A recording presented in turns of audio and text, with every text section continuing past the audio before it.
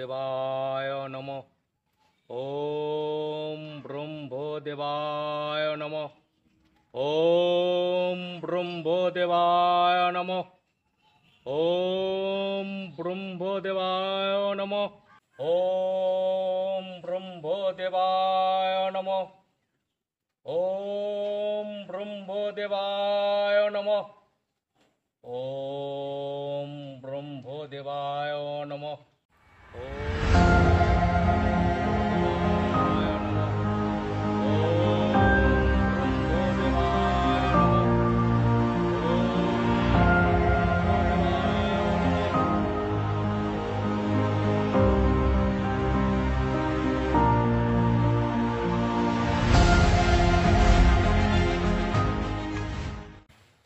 বৎস মহিষাসুর, প্রণাম ব্রহ্মদেব। তোমার তপস্যায় আমি মুগ্ধ হয়েছি। তোমায় আমি বর দিচ্ছি, তুমি যেমন খুশি রূপ পরিবর্তন করতে পারবে। আমি যেমন তেমন কোনো বর চাই না, আমি অমরত্বের বর চাই। কিন্তু বৎস, অমরত্বের বর তো কাউকে দেওয়া যায় না। তোমাকে আমি এরকম বর দিচ্ছি যে স্বর্গ মর্ত পাতাল সারা ত্রিভুবনে কোনো পুরুষ তোমায় বধ করতে পারবে না।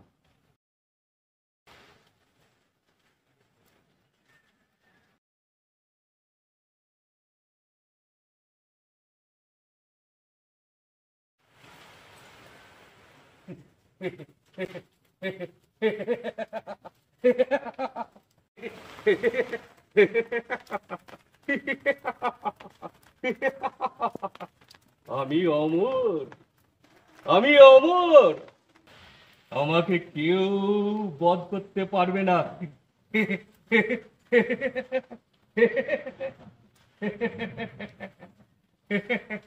আমাকে কেউ বধ করতে পারবে না।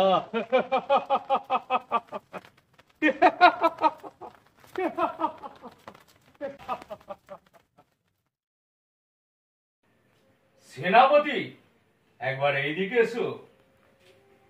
বলুন মহারাজ। যাও, দেবতাদের আক্রমণ করো।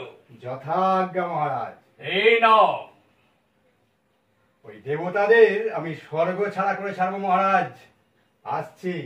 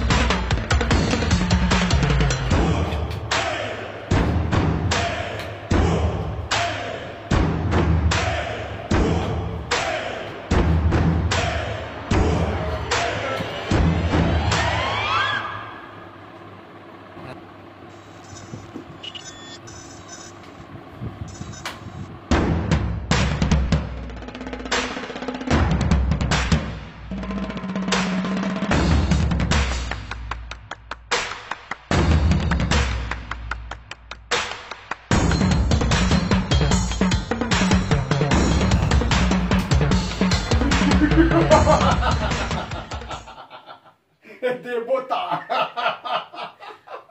অসুরদের ভয় পরাজিত দেবতা। মহারাজ, আমি হারিয়ে দিয়েছি। আমি এখন স্বর্গের রাজা, আমি এখন স্বর্গের রাজা, আমি এখন স্বর্গের রাজা।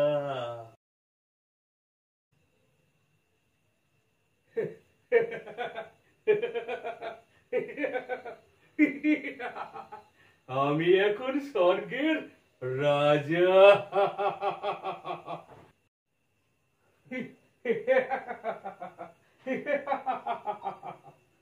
এই সিংহাসন এখন আমার। এই সিংহাসন এখন আমার। ব্রহ্মা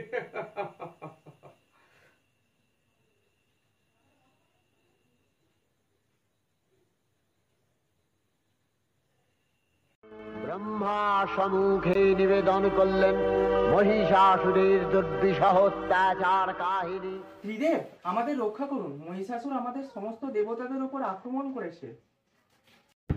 আপনারা চিন্তা করবেন না, আমরা যত তাড়াতাড়ি সম্ভব মহিষাসুরকে বধ করার চেষ্টা করব।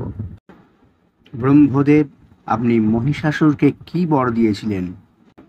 আমি ওকে বর দিয়েছিলাম যে কোনো পুরুষ ওকে বধ করতে পারবে না, অর্থাৎ কোনো নারী শক্তিই মহিষাসুরকে বধ করতে পারবে। দেবগণের আনন্দ থেকে তেজ নির্গত হলো, এই পর্বত প্রমাণ জ্যোতিপুঞ্জ প্রজ্বলিত হুতাশনের ন্যায় দীপ্যমান কিরণে দিগমণ্ডল পূর্ণ করে দিলে ওই তেজ রশ্মি একত্র হয়ে পরমারূপবতী দিব্য শ্রীমূর্তি উৎপন্ন হলো। তিনি জগন মাতৃকা মহামায়া। সকল দেবতা মহাদেবীকে নানা অলঙ্কারে অলঙ্কৃত ও বিবিধ প্রহরণে সুসজ্জিত করে অসুর বিজয় যাত্রায় যেতে প্রার্থনা করলেন।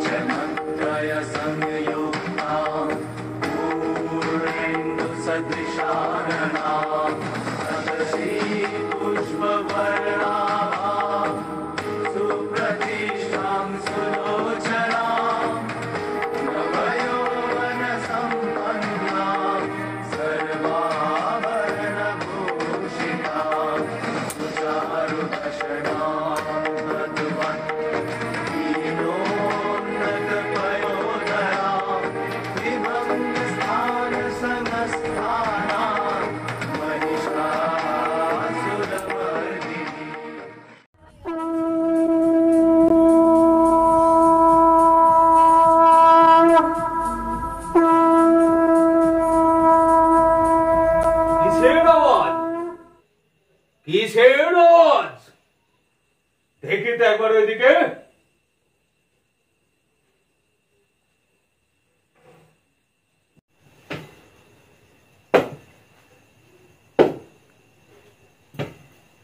আয় মহিষাসুর, আমার সঙ্গে যুদ্ধ করবি আয়।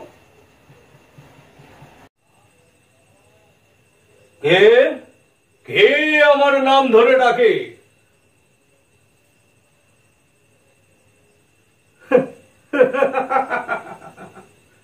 নারী?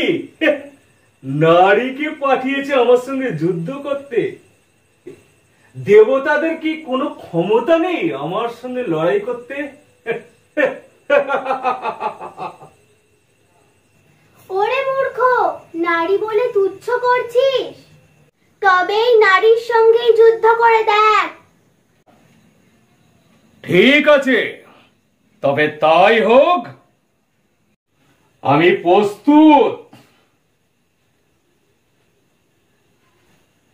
হোক যুদ্ধ, দেখি কে জেতে।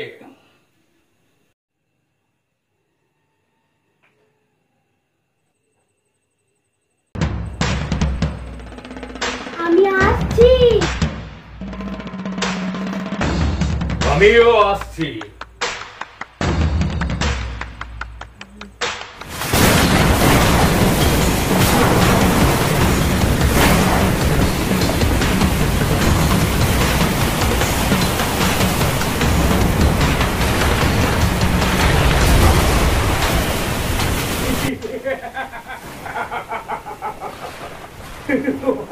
ওরে মূর্খ, তোর এত লাফালাফি!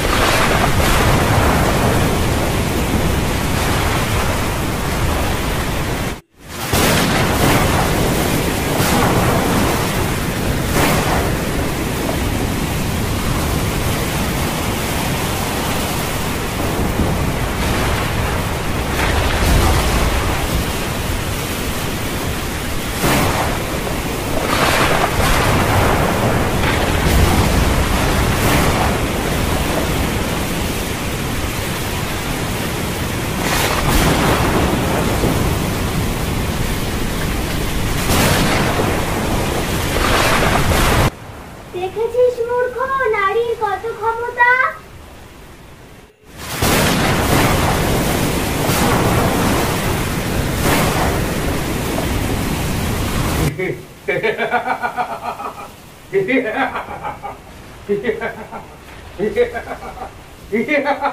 Yeah.